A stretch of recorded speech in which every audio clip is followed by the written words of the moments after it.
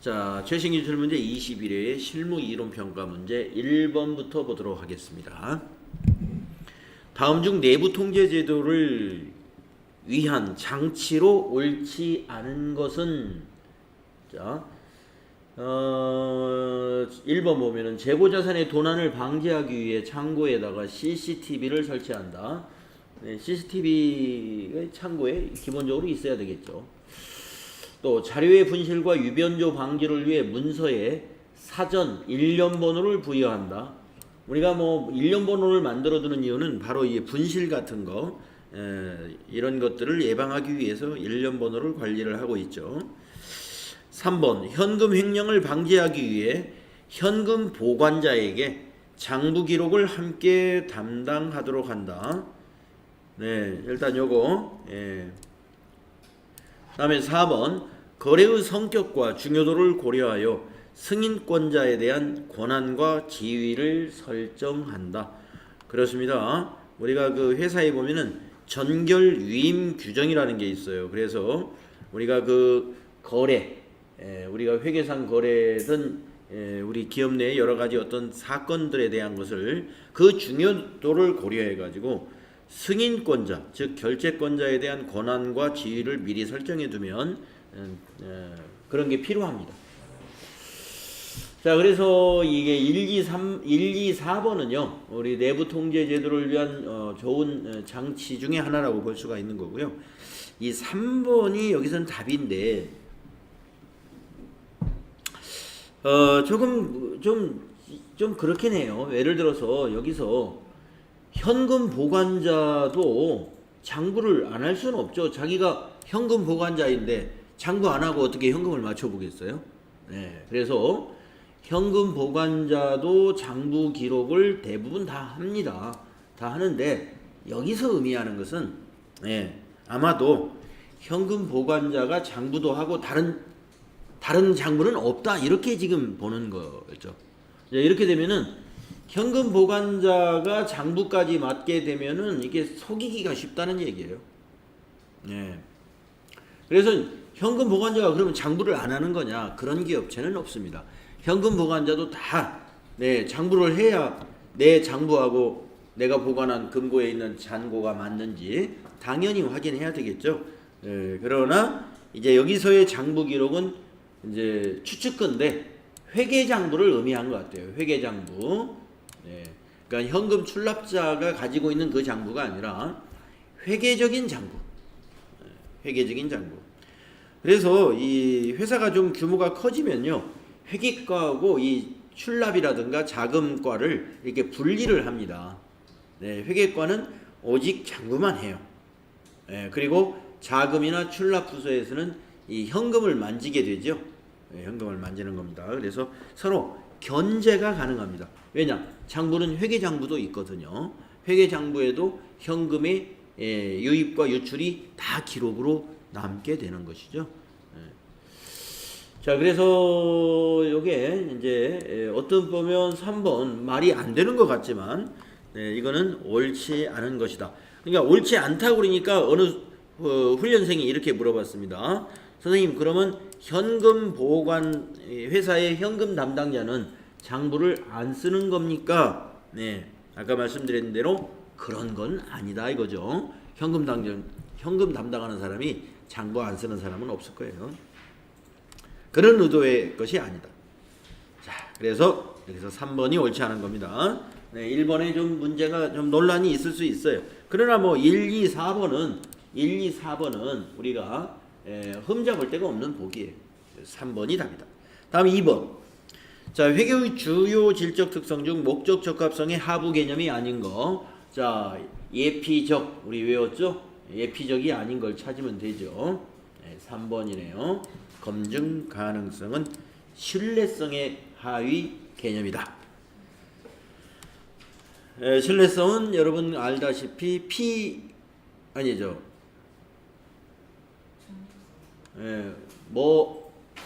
세자가 뭐죠? 신뢰성에는 표검중, 표검중, 표현의 충실성, 검증 가능성, 중립성, 세 가지죠. 다음 3번 문제. 컴퓨터 도매업을 영위하는 주식회사 한공의 직원 간 대화에서 가와나의 내용으로 옳은 것은 이랬습니다. 심 과장이 윤대리 우리 회사가 제조사로부터 판매용 컴퓨터를 매입하는 경우 차변에 어떤 계정으로 사용해야 하는가? 상품이죠 뭐. 가번은 상품. 또 심 과장이 오른쪽에 회사가 업무용 가구를 외상으로 구입하는 경우에는 대변에 어떤 계정 과목을 사용해야 하는가? 네, 미지급금이죠. 예, 그렇죠. 그래서 답이 여기 4번에 답이 있습니다. 다음 4번 문제. 다음 중 자산부채 자본의 총액의 변동이 없는 거래는 이랬습니다. 자, 총액의 변동이 없는 거래를 물어봤어요. 자, 토지를 장부가액으로 처분하고 대금은 외상으로 하였다. 자, 장부가액으로 처분했으면 이익이나 손실이 없었다는 거죠. 그러면 대변에 토지가 나갔으니까 자산 감소, 차변에 미수금이라는 자산이 증가했으니까 자산 증가. 변동이 없네요. 1번이. 그죠? 만약에 토지가 10,000원짜리라고 봅시다. 대변에 토지 10,000원, 차변에 미수금 10,000원. 그렇다는 거죠. 그러면 미수금도 자산이요, 토지도 자산이니까 자산 총액의 변동이 없구나. 2번을 보겠습니다. 주식을 발행하고 주주로부터 자본금을 현금으로 받았습니다. 그러면 차변의 현금, 만약에 10,000원짜리 한 주 발행했다고 봐요. 예, 그러면 차변의 현금 10,000원, 대변의 자본금 10,000원. 이렇게 되죠? 그러면 이거는 자산 총액이 10,000원 증가하고 자본 총액도 10,000원 증가하게 되죠? 변동이 생겼죠? 2번은? 네. 그러면 3번. 비품을 법인 신용카드로 구입하였다. 그러면 차변의 비품 10,000원짜리 구입했다고 봐요. 차변의 비품 10,000원. 자산 증가했죠? 대변의 미지급금 10,000원. 부채 증가했네요. 네, 자본도 10,000원 증가했고 부채도 10,000원 증가한 변동이 있는 거래네요. 4번은요. 주주에게 현금으로 배당금을 지급하였다. 자, 현금을 줬으니까 대변의 현금 자산 감소했죠? 차변의 미지급 배당금, 부채 감소. 예, 그래서 우리가 이 배당금을 현금으로 지급할 때는 차변의 미지급 배당금이 옵니다. 예, 결의했을 때 대변의 미지급 배당금이 가요. 차변에는 미처분 이익잉여금. 예, 미처분 이익잉여금. 자, 그래서 이거 2, 3, 4는 변동이 생깁니다. 자산과 또는 부채와 또는 자본의 증가나 감소가 있는 그런 거래인데 1번은 차변도 대변, 차변도 자산, 대변도 자산, 금액도 같고 그래서 변동이 없다. 여기서 변동이 없다는 말은 총액의 변동이 없다는 뜻이에요. 네, 그럼 4번 문제 여러분이 이 질문의 의도를 잘 이해하지 않는 경우에 이게 엉뚱한 결론을 낼 수가 있습니다. 이 질문의 의도를 잘 이해했어야 돼요. 4번은. 예. 다음 5번 문제. 주식회사 한공 2018년 12월 31일 재무상태표에 계상될 감가상각 누계액은 이렇게. 자, 재무상태표에 계상될 감가상각 누계액을 물어봤습니다. 예, 감가상각 누계액을 물어봤어요. 자, 1월 1일 날 차량 운반부 50만 원에 취득을 했고요. 2017년도 작년에 내용 연수는 5년으로 추정을 하고요. 상각방법은 정률법, 상각률은 0.4랍니다. 이게 40%란 얘기죠. 그러면은 두 번 감가상각을 한 거죠. 2018년 12월 30일 시점에서 보면은 두 번째 감가상각을 한 누계액을 계산하면 돼요. 자, 첫째 2017년 결산일에 감가상각비를 계산해 봅시다. 자, 정률법이니까 첫 해는 50만 원 곱하기 0.4. 그럼 얼마인가요?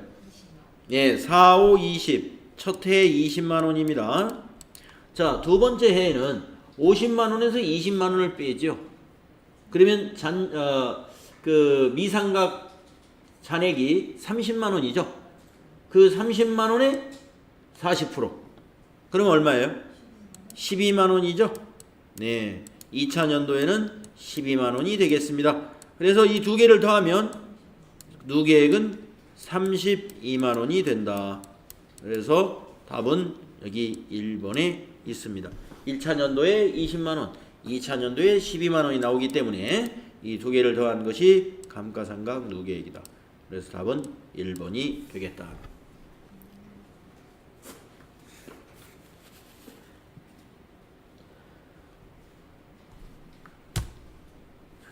다음 6번 문제요. 다음 중 손익계산서에 당기 손익으로 보고되지 않는 것은 이랬는데요. 손익이 아닌 거, 당기 손익이 아닌 게 뭐냐? 어디 박문수 씨 어느 거라고 했습니까? 3번이죠. 예. 매도가능증권 평가 손익은 당기의 손익이 아니라 이거는 자본이지 않습니까? 예. 자본의 기타 포괄손익 누계액으로 분류가 된단 말이죠. 예, 그래서 당기손익이 아니다. 이거 자본이니까. 예.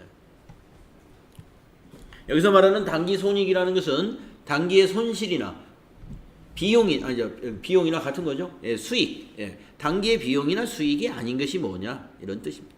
그래서 3번. 다음에 7번. 도매업을 영위하는 주식회사 한공의 영업이익을 계산하면 얼마냐 이랬습니다. 그러면 여러분이 영업이익을 계산하는 뭐예요? 그 저기를 잘 알아야죠. 예. 자, 영업이익이라는 것은 이렇게 계산한단 말이죠. 어떻게 계산한다? 자, 맨 먼저 뭘 알아야 되느냐? 매출액을 알아야 돼. 예. 매출액에서 뭘 빼요? 매출 원가를 빼요. 그래가지고 그것이 나온 것이 매출 총이익이란 말이죠. 그 매출 총이익에서 판관비를 뺀단 말이에요. 판매관리비를. 예. 여기까지 뺀 것이 바로 이게 영업이익이에요. 이게 영업이익. 이게 영업이익이다. 이걸 구하라 하는 것이죠. 네. 김찬송 씨 구해봤어요? 얼마 든가요? 모르겠어요? 자, 김점자 씨 얼마였습니까? 130만 원이다. 한번 계산을 해보겠습니다. 자, 130만 원이 나오겠죠, 물론. 매출액을 한번 따져보겠습니다. 매출액은 570만 원.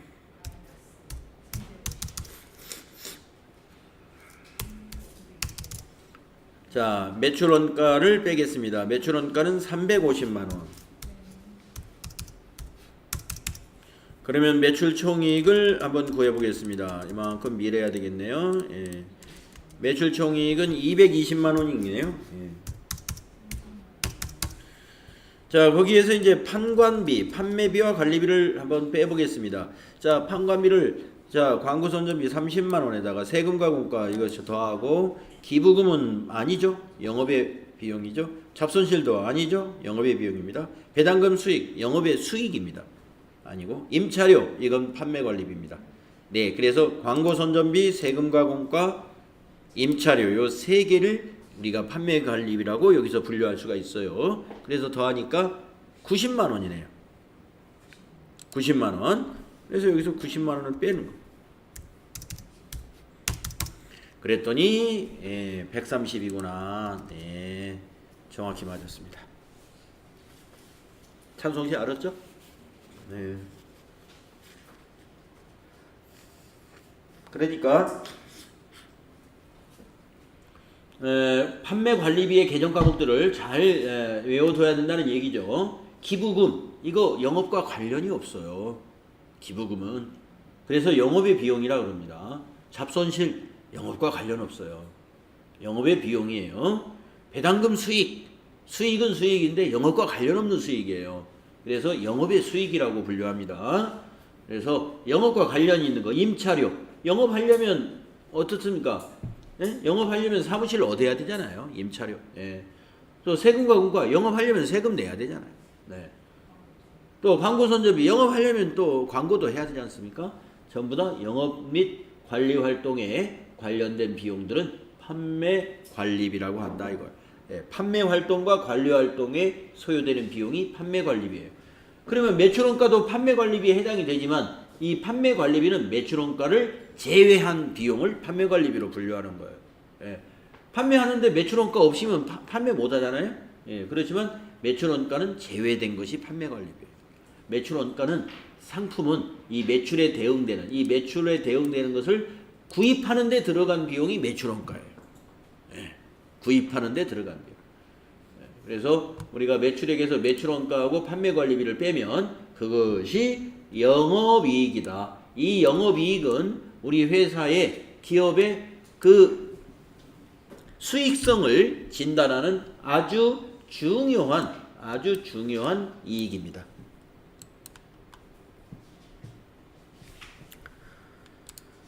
네, 다음에 8번 문제 보겠습니다. 주식회사 한공이 재무제표에 표시해야 할 대손충당금과 대손상각비는 각각 얼마인가? 대손충당금하고 대손상각비를 물어봤네요.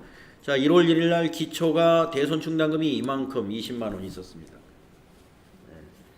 3월 25일 날 매출채권 대손 처리를 15만 원 했습니다. 그러면은 잔액은 이 시점에서 5만 원. 다음에 10월 13일 날 전년도 대손 처리된 매출채권의 현금 회수가 5만 원 있었습니다. 이렇게 되면 10만 원이 대손충당금이 되겠네요. 12월 31일 날 기말 매출채권 잔액에 대한 대손 예상액은 27만 원이랍니다. 그러면 이 시점에 분계만 한번 써보겠습니다. 12월 31일 시점의 분계는 지금 잔액이 10만 원 있으니까 17만 원만 차변에 대손상각비 17만 원, 대변에 대손충당금 17만 원. 요 분계만 생각하면 되지 않을까요? 그래서 대손상각비는 17만 원이고 대손충당금은 17만 원이 아니에요. 왜냐? 아까 여기 10만 원 남아있는 거 있었죠?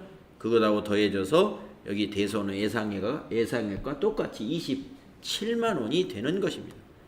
그래서 답은 2번. 아니. 4번. 대손충당금은 27만 원이요. 대손상각비는 17만 원이다. 4번이 되죠?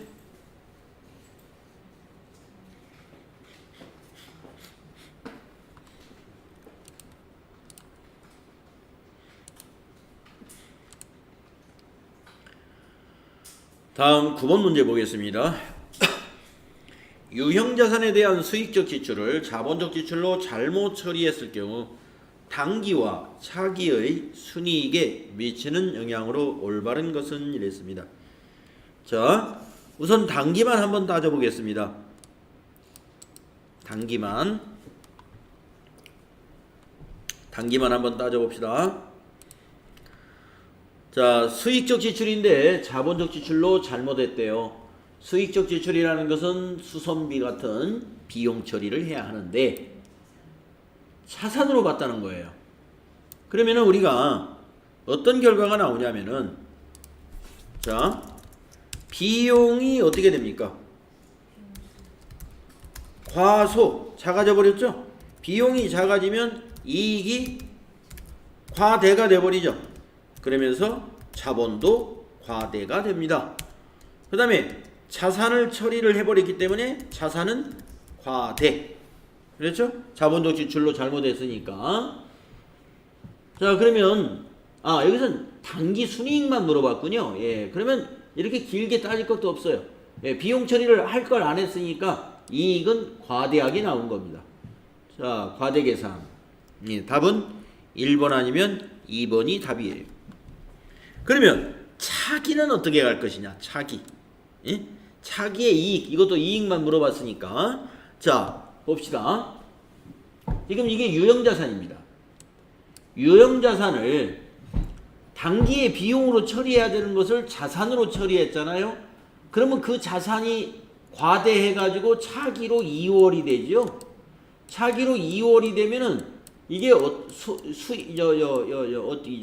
이 손익에 이 이익에는 어떤 영향을 주냐면 우리가 감가상각을 하는 금액이 늘어나요.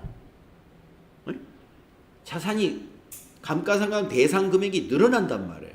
그러면 감가상각 비용이 증가하게 됩니다. 여러분 자산이 여기 지금 유형자산이란 말이에요. 유형자산은 감가상각을 하는 자산이죠.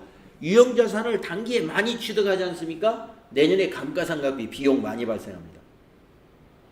네. 그래서 비용이 많아지면 이익은 그렇죠. 그래서 답은 1번이다. 답은 1번이 되는 거예요. 예. 차기에 왜 이익이 줄어드는지 잘 이해를 못 하실 수가 있는데 정리를 이렇게 하면 됩니다. 다른 변수를 생각하면 안 돼요. 이 문제에서 제기한 이 유형자산만을 가지고 판단을 해야 돼요. 예.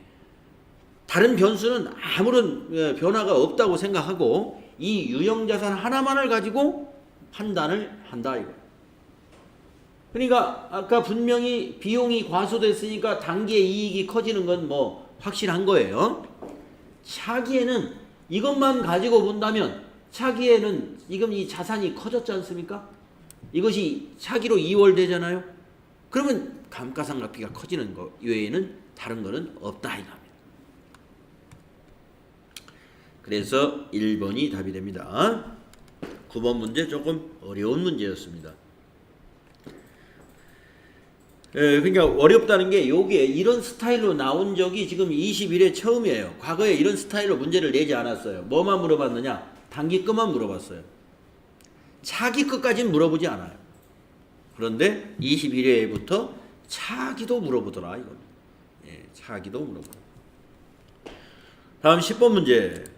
사무실을 임대하고 1년치 임대료 12만 원을 미리 현금으로 받고 다음과 같이 분개했다.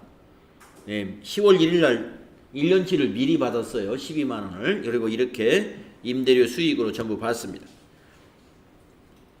12월 31일 기말에 필요한 결산정리 분계로 적절한 것은 기간 계산이 필요한 경우 월할 계산할 것. 예. 이런 문제 우리 결산 문제에서 많이 하죠. 전수정 씨 이거 몇 번이라고 하셨어요? 3번? 4번이요? 자, 그러면은 미경과 임대료를 따져보니까 10월, 11월, 12월 네, 딱 9개월치 맞네요.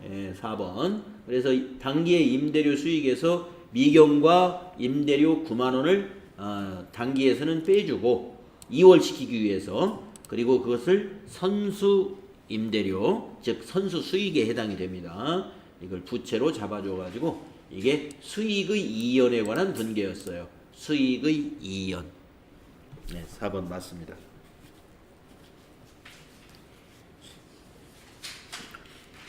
자, 이제 11번부터는 부가가치세 문제인데요.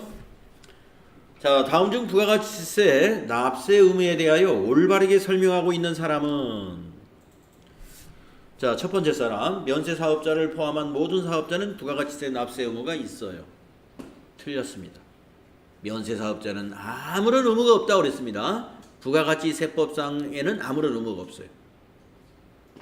부가가치세법상 의무가 없다. 그래서 1번 틀려. 첫 번째 사람 틀렸어. 두 번째 올바르게 설명한 사람을 찾아야 돼요. 두 번째 사업자 등록을 하지 않으면 부가가치세 납세 의무가 없어요. 그럴 리가 있나요? 네, 틀렸고. 세 번째 영세율이 적용되는 사업자도 부가가치세 납세 의무가 있어요.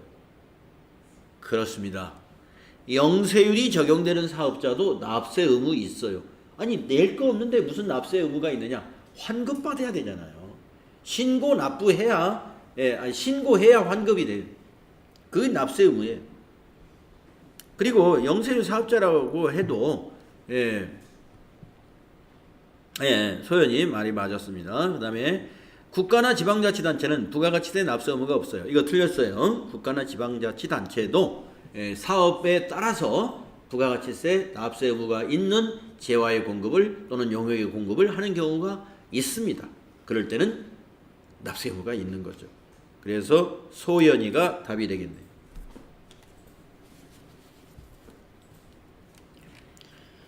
자, 그 다음에 12번 다음 중 부가가치세 공급 시기로 옳지 않은 것은 이랬는데요. 현금 판매는 재화가 인도되는 때, 외상 판매는 현금을 수취하는 때, 장기 할부는 각 대가의 각 부분을 받기로 한 때, 내국 물품의 국외 반출은 수출 재화의 선적이래. 네, 틀린 게 하나 있네요. 요거는 심은진 씨 한번 맞춰보시죠. 2번일 것 같아요. 예, 2번입니다. 외상 판매든 현금 판매든 재화가 인도되는 때를 공급 시기로 보는 것이지 현금을 수취하는 때는 아니다 이겁니다. 예, 그래서 2번이 옳지 않은 거죠. 다음에 13번 다음 자료로 부가가치세 납부세액을 계산하면 얼마인가 이랬단 말이에요. 납부세액이라는 건 뭐예요? 매출세액에서 매입세액을 빼야 되죠.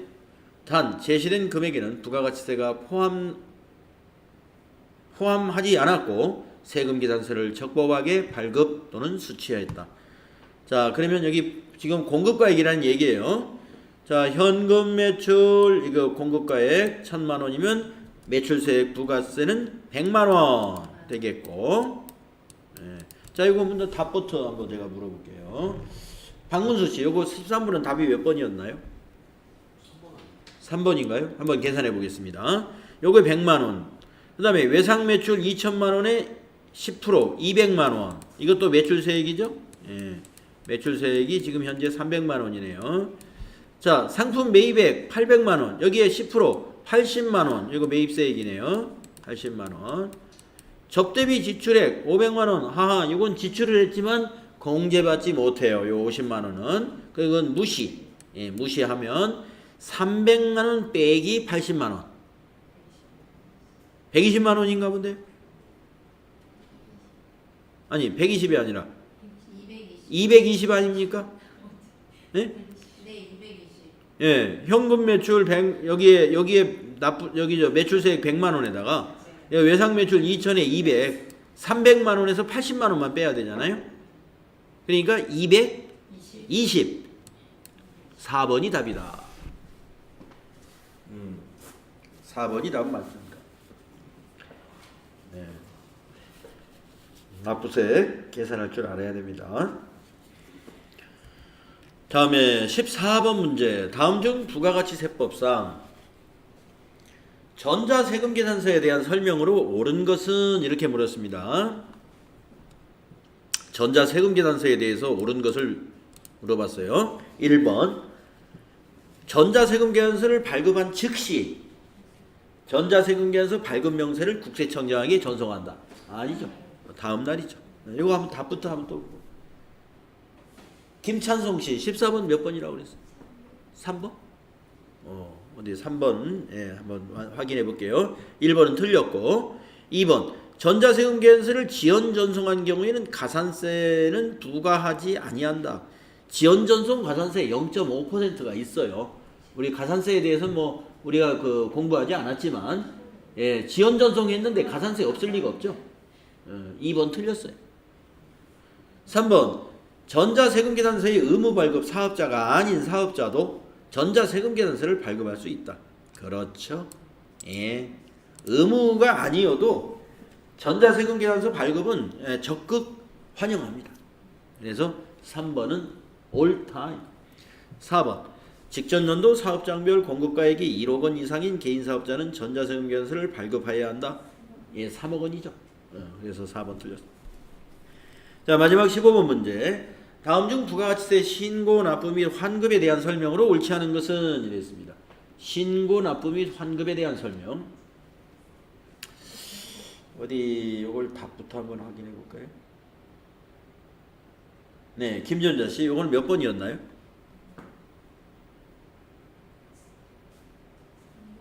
삼 3번이라고 생각했어요.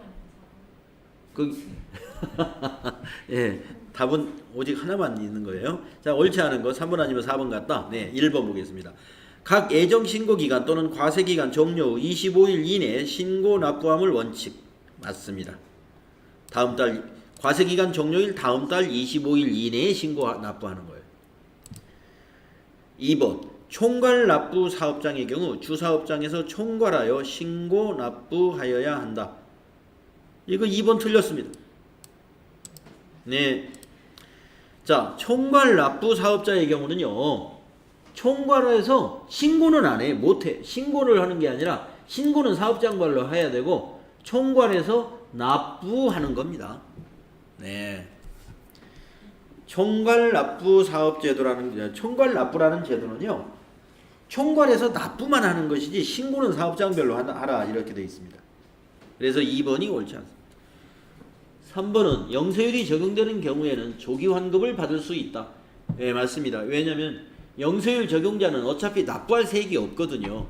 그러면 왜 국가가 조기 환급을 해주느냐? 예, 어차피 세금을 받아야 되는데 수출하느라고 애 많이 쓰니까 그 환급받을 세액을 그 과세기간 종료일까지 기다리지 말고 미리 해주겠다. 말하자면 그 수출하는 기업에 대한 국가의 어떤 배려라고 보시면 되겠습니다. 그 다음에 4번 애정신고를 하는 경우 가산세는 적용하지 않는다. 애정신고를 애정신고라는 거에는 가산세가 없죠. 우리가 확정신고 때 애정신고 누락분이라든가 이런 거에 대해서 가산세를 적용합니다. 애정신고 시에는. 그래서 3, 4번 다 맞아요. 2번에 이 부분이 틀렸다. 신고. 자, 어떻습니까? 여러분 10개 이상 맞았죠?